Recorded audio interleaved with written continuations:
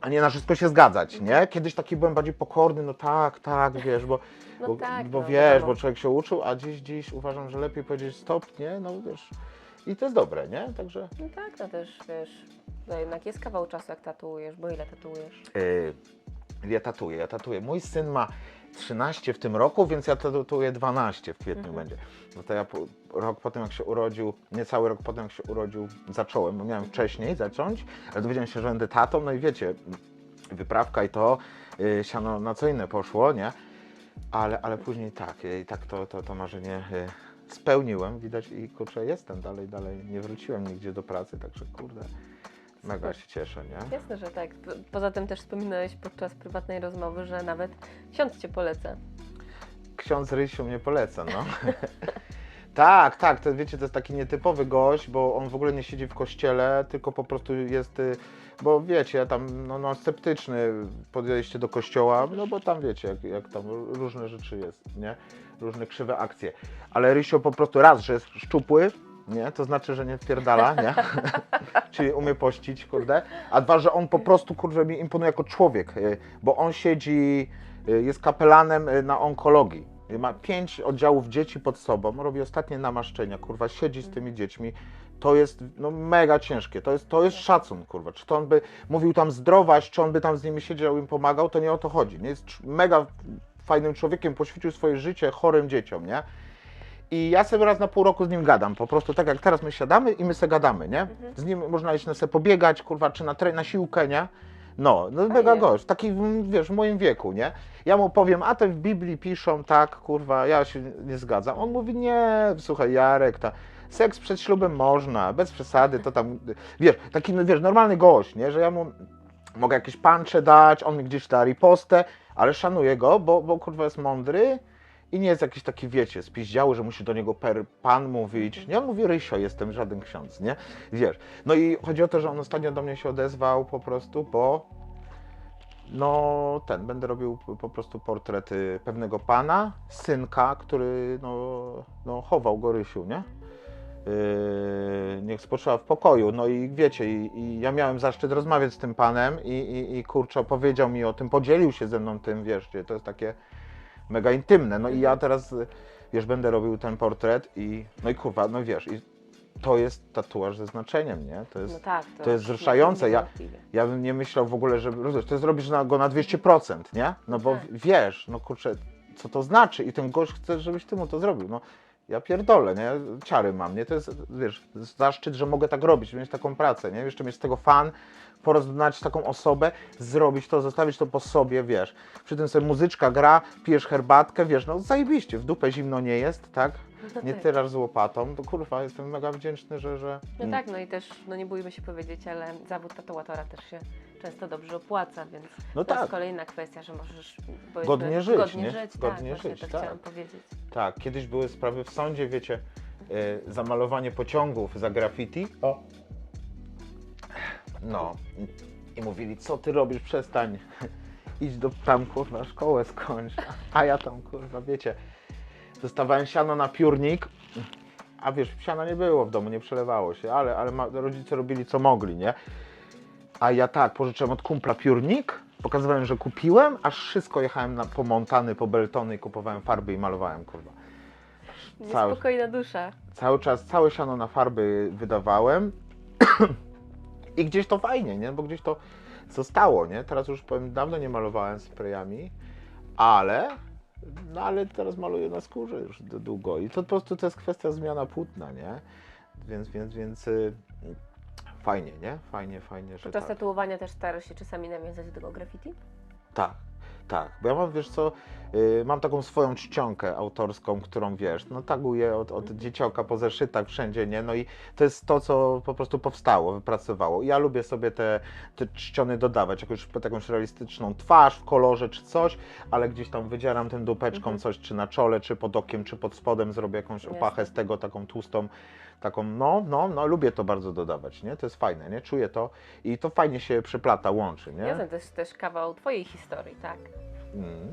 No W końcu mówiłeś, że to graffiti się pojawiło w twoim życiu dość wcześnie i było dla ciebie ważne, więc ty też gdzieś tam swoją historię w tym wszystkim przekazujesz. Tak, no bo wiesz, Ja byłem takim dzieciakiem na początku, wiecie, mocno wrażliwym. Znaczy ja jestem wrażliwym, nie? Tylko później z czasem, wiecie, mniej to pokazywałem, bo to wychowując się na osiedlu, w którym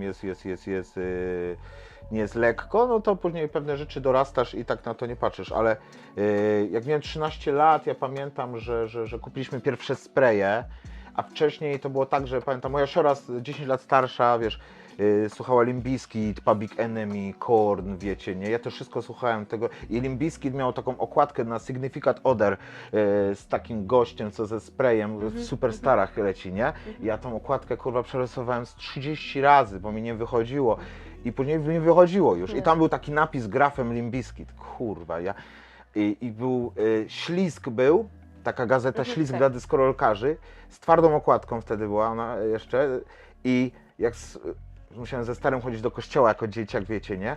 Ale było tak, że szliśmy później do Piotra i Pawła, kurwa, nie? I w Piotrze i Pawle był Ślizg i stary szedł tam gdzieś na dział, i dwie strony były graffiti. I ja te strony wydzierałem i zapierdalałem, nie? Bo nie było mnie stary, bo 10 zł kosztowało, a 10 zł to było kieszonkowe, które dawno już mi odebrali, bo kurwa byłem niegrzeczny. No i wiesz, no i te kartki brałem, no i kopiowałem w chacie. Kopia, nie? Typowo ksero boy. Ale z czasem, wiecie, przerysowując, robiąc wspólnie, zacząłem tworzyć swoje rzeczy i tak dalej. W ogóle wiedziałem, że jest graffiti, bo gdzieś zacząłem w Public Enemy, że ktoś taguje tak, że wiesz, robi jeden napis, nie odłączając. Nie mówi, ja pierdolę, ja tak bym chciał kiedyś, nie? No i tak wiecie, no i to się stało, nie? Ja założyłem pierwszą ekipę, praktycznie nie pierwszą ekipę na osiedlu, bo byli tam starsi, ale tak z mojego grona. No to ja kupiłem pierwsze spreje, powiedziałem do kumpla, chodź, idziemy malować. Założymy, kurwa, paint on wall, POW. Pierwszy wrzut był na kościele.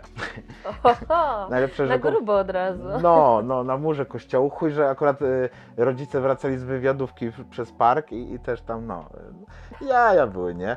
Ale wiesz, ale chyba nas jarało to, bo wiesz, teraz jest dużo ścianek legalnych i to jest w ogóle zajebiste, ale wtedy nie było tych ścianek legalnych tak. w ogóle, nie? A pamiętam, że my później byliśmy tak, że właśnie tak oglądaliśmy te Men in Black, te filmy, wiecie, że jak tam rozpierdalali pociągi w Gdańsku i tak dalej, to było to. My chcieliśmy zaznaczać teren, być wszędzie, nie? My mówiliśmy zawsze, że legala są na kaca, nie? Że w niedzielkę możesz sobie pyrkać lekala, ale chodziło, żeby właśnie zrobić rozjeb, być wszędzie, wiesz, wbić srebra, wejść na daszki, kurczę, no to było to, nie? To takie, wiesz, rozpoznawalność, pokazać się gdzieś, nie? No teraz to wchodzi na skórę, nie? Tylko tego nie zmarzesz, nie? Tam to wiesz, kurwa, kolejka przyjechała, wróciła, no i już tam myli na teatralce je, nie? A tak, to już teraz zostaje, nie? No ale fajnie, kurczę, że kto by powiedział, że to będzie można z tego godnie żyć, jakiś był mega przypał, nie? Robiłeś to graffiti na pewno długo. Czy to jest No, około... ten czas, kiedy skończyłeś robić graffiti i wtedy przeszedłeś na tatuaż, czy to jeszcze się zazębiało w pewnym momencie? Właśnie to było tak, że właśnie ja w pewnym momencie już urwałem to graffiti, gdzieś tam też wyjechałem z Poznania na jakiś czas i gdzieś były tego jakieś tagi, coś takiego, tam gdzieś może to było, ale już nie było tak pracy, ja też miałem trochę przypał z policją i właśnie był taki moment, chwilę, że ja nie robiłem nic, nie, w tym rysowaniu, nie, tej sztuce. Ja jeszcze tam sobie nawijałem, coś rapowałem, więc bardziej w tą stronę, ale tak to gdzieś po zeszytach i ten. Ja tak praca, wiecie, dziewczyna i to jakoś tak kurwa było. I ja taki po cichu do tego Jarka taki miałem żal, mówię, kurwa, ty nic nie robisz w tym, nie? A to zawsze, wiesz, było we mnie, gdzieś tętniło. I ja pamiętam, że ja sobie zacząłem pierwsze tatuaże robić, nie? Bo ja w ogóle też chciałem być podziarany, bo w ogóle widziałem, że wiesz, rockowe gwiazdy, tam jak moja siostra słuchała, to byli popizgani dziarami, ja mówię, kurwa, ja też tak będę. Już jako dzieciak mówiłem, że będę popizgany cały, tak mówiłem, nie? Więc to zaplanowana akcja była.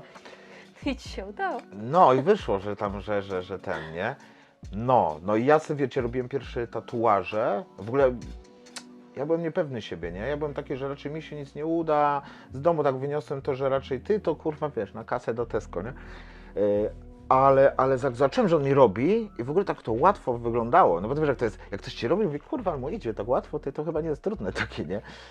I tak sobie coś mi w głowie mówi, ja też bym chciał kiedyś, nie? No i tak wiesz, małymi kroczkami, później to wypowiedziałem na głos, jak już to powiedziałem na głos, to jedni, wiesz, mówili, ja pamiętam, ty wszystko, nie? Graffiti, MC, kurwa, breka, tańczysz, teraz będziesz działy robić, na No pewno, tak, wiesz, tak. Łatwo oceniać. multitalentę, nie? Ja pamiętam. Człowiek renesansu. Tak, a mówię multitalentę, ty to wszystko i nic. Pamiętam, kurwa, tych typów, jak parę lat później do mnie pisali o termin. Ty zrobisz mi ziomuś? A pamiętasz, kurwa, co mówię? mówiłeś? Multitalenty? To jak się kurwa odzywasz do multitalenty? Tej? No.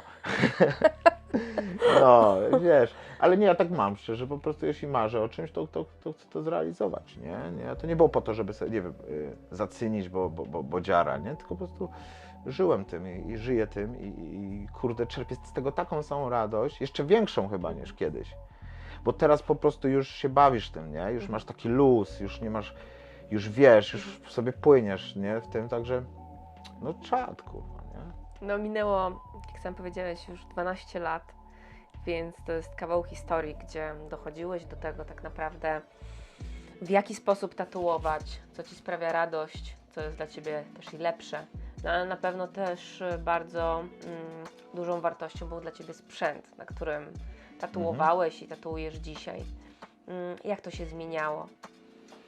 No wiesz, no na początku, no wiadomo, że cewki były, tak, były długie druty, były no inne, w ogóle, wiecie, temat sprzętu na początku był, no wiecie, ja pamiętam, jak był forum jednotatuatorskie i kurwa ktoś zadawał pytanie, jaką igłą robić kontur, nie? I wiesz, a Wiara tam odpowiadała, kurwa, to, wiesz, bo to pytanie było głupie, no bo zależy jaki chcesz mieć duży tatuaż tak. i tak dalej. To takie puste pytania, na które nie odpowiadasz, młody, odrób lekcję, nie? Gdzieś człowiek się uczył sam tego i ja pamiętam, że jeździłem po festiwalach i patrzyłem na łapy po prostu, nie? Artystom. Patrzyłem na łapy. Tam był też kwadron, który teraz, a propos, korzystam teraz z kartridży kwadronu, bo po prostu uważam, że są dla mnie z wszystkich, jakie używałem, najlepsze, nie? I są mega jestem zadowolony z tego w ogóle, z opcji kartridży, nie? Pamiętam, były kiedyś opcje drutów. Spoko, też są, niektórzy używają. No dla mnie kartridż jest po prostu mega poręczny i to po prostu sobie zmieniam, pach. No właśnie, co doceniasz w takich kartridżach, naszych kartridżach? Technikę, że nie wyskakują z dzioba, że nie wyskakują z maszynki. No myślę, że ta igła jest precyzyjna. Membrana jest ważna, bo było takie akcje i to były nawet, no już nie będę obczerniał innych firm, ale no, że ta membrana po prostu poszła i igła już zostawała, nie? Nigdy mi się nie zdarzyło to w kwadronie, nie? I tak samo te RS-ki, no nie wiem, wydają mi się takie, no lepiej mi się na nich robi. No, porządne, no nie mogę powiedzieć nic złego, nie? Na ten temat, nie? Także to jestem zadowolony, korzystam z kwadronu. Jak ja mam tak, że jeśli ja się przyzwyczaję do jakichś igieł, no to do sprzętu, który działa, to raczej nie zmieniam coś innego, nie? Bo jednak robię na tych igłach, widzę jak to się goi i no tak jest. Tak jak mam jak z tatuatorem. Jak mam dobrego tatuatora swojego, to ja zostaję, nie? Gdzieś jestem wierny temu, nie? I ja jestem zadowolony bardzo, nie? Bo zawsze gdzieś tam współpracowaliśmy razem i zawsze gdzieś... I też w akcji puzli też zawsze coś dostałem, O tym też oczywiście a nie dzisiaj prosiłem, porozmawiamy. nie? Bo gdzieś też i zawsze jakąś farbę dostałem i coś, i zawsze tak jakoś miła atmosfera i wiesz, zawsze nie było problemu, jak nawet jakieś coś zamówiłem sobie, a mówię, że jakieś zwroty, czy nie wiem, zamówiłem jakąś farbę i stwierdziłem, że jednak inne chcę zamienić, nie było problemu, nie? Tak jest. Spoko, nie? Jest honorowo. Ja też wiem, że jak zamówię, to mam na drugi dzień na pewno, nie? Że to jest też ważne, nie? No bo nieraz, wiesz jak jest, różnie bywa, potrzebujesz na jutro, no to jest zawsze tam, nie? To jest Bo takie... na wczoraj. No bo na wczoraj, bo to zwykle są tak jest. częste sytuacje, chyba najczęstsze, nie? No tak, że dzwonisz i wiesz, to chłopaki zawsze próbują dać radę, nie? Także, no i to, Ale też rozmawialiśmy, że pracowałeś również na naszej maszynce. Na takiej pierwszej wersji Neutrona. Tak, Neutron, no. Pracowałem, miałem okazję pracować. Pamiętam, że mój kolega Tomek ze Środy Wielkopolskiej, jak robiłem sobie u niego tatuaż, Sugar, pozdrawiam, Sugar Tattoo, właśnie też mówił, że mają w stajni tą maszynę od niedawna, właśnie swojemu uczniowi brał akurat i mówi, że kurwa, słuchaj, fajnie daje radę, mówi tutaj i linię robi, i też cień, i blachę bije i mówi, że fajna, wiesz, to było jeszcze tak, że pamiętam, że wchodziły te maszynki, te peny, wiecie, bezprzewodowe i jeszcze była na początku taka akcja, że taką dupę doczepiałeś, baterię taką, nie, do tej maszynki i ja ją miałem, tą dupę i on mi powiedział o ty, a ja zaufany po prostu dla mnie mega, Tomek jest, wiesz, jest doświadczony i jego opinia jest ważna. Ważna jest dla mnie, cenię jej bardzo i kurde, mówię, zadzwoniłem, zaraz macie, no biorę, wiesz, ja jestem taki, że akurat no nie boję się inwestować w to jest bardzo ważne, żeby sprawdzać te sprzęty na bieżąco i tak dalej, nie? I kurwa bardzo byłem zadowolony, bo jeszcze wiecie, pierwszy raz trzymałem w całości bez tej baterii doczepionej maszynkę, która była lekka, No tak. fajnie się to chwytało i rzeczywiście szło pięknie to, nie? Do I... tej pory na pewno polecałbyś to na pewno Tak, i do tej młodym pory, tatuatorom. do tej pory polecam ją jak najbardziej. Jest spoko. Ja wiele prac na niej zrobiłem, wiele, bo robiłem na niej ile robiłem? No prawie 3 lata, nie? Na niej tak. Także jest spoko. To trochę popracowała. No i działa, cały czas działa, więc jest i tam nieraz tam włączę też dalej, nie? I wiadomo, nie? Więc spoko, nie? Serio jest tam i... Oprócz maszynek tak naprawdę i kartridży, co jest całkowicie oczywiste, że trzeba tego użyć, żeby wykonać tatuaż, to też bardzo ważne są kosmetyki, o czym tak często się nie mówi jak o maszynkach czy kartridżach. No. Jak duże znaczenie mają takie kosmetyki? Jakie to są kosmetyki, które ułatwiają Ci pracę? Wiesz, no wazelinę biorę zawsze u nich, to jest taki standard, nie? To znaczy u nas. No u was, no właśnie, bo to jest kwadrant. U was biorę tą wazelinkę, to jest wiadome. U Unistara biorę pianeczkę sobie, Green Soup i to sobie używam. Ja bym powiedział, że na pewno te opatrunki Second Skin Unistara, nie? Dla mnie są kurczę najlepsze, nie? Z tych, bo są różne, nie? Inne Często firmy, słyszę wiecie. takie opinie. Naprawdę, bo są różne, a te naprawdę mają dobry ten klej i to się trzyma i no kurde, długo by gadać, nie są takie śliskie, no mega jestem zadowolony z tych rolek, No nie? poza tym tak naprawdę już kiedy wypuścisz takiego klienta i założysz mu tego second skina, to masz taką świadomość, dobra, zrobiłem już co mogłem, teraz niech się tylko... Tak, z to tego... jest, wiesz, jak wiesz, jak różnie bywa, nie? Możesz mówić komuś, żeby tam dbał, nie? A i tak różnie bywa, ale tak jak to przykleisz, to już masz taką większą szansę, Tak, że... to i dla nich wygoda. Że nawet jak coś odjebie, to on ma ten opatrunek i go chroni, nie? A nie, że tam się, wiesz, zastreszuje folią do parę euro, nie? I tam kisi o góry, nie? Hoduje grzyby beztlenowo. Tylko to jednak oddycha, nie? Powierzchnią, trzyma się środek od razu, który leczy ten tatuaż. To jest no mega sprawa. Ja bardzo polecam. W ogóle to jest super sprawa, że jak wiesz, jak ja goiłem, jak ja robiłem sobie krtań, żebra, pachy, no nie było jeszcze tego, bo to były tamte czasy, że po prostu nie było second skin. Więc się, kurwa, jak ja ruszyłem głową i już mi spadała ta folia, nie? Spod pachy mi spadała. Po prostu to przyklejasz i kurwa, ruszasz się, funkcjonuje, nie jesteś robotem, nie? Więc to jest mega, bardzo ważna rzecz, bo ta strona gojenia no jest bardzo istotna, żeby jednak to, nad czym staramy się te parę godzin, żeby to zostało i później, wiesz, no, ktoś już później nie będzie pytał, czemu, jak ty goiłeś, co robiłeś, tylko spojrzy na tatuaż i to jest twoja wizytówka, więc według mnie jest bardzo ważny Tak, jest ten proces, jak zadbamy o to, także second skin dla mnie, no, to jest strzał w dziesiątkę, nie?